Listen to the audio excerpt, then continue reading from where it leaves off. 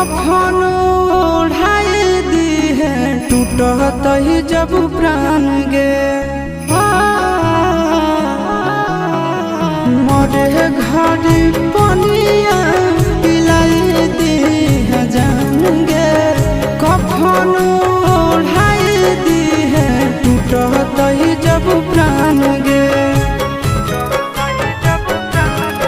हगे हमारा से तोरा जाती प्यार होता भेंट सक छात कर लगे हगे सोनाया गावा हो भरती पाटनवा में आके मुलाकात कर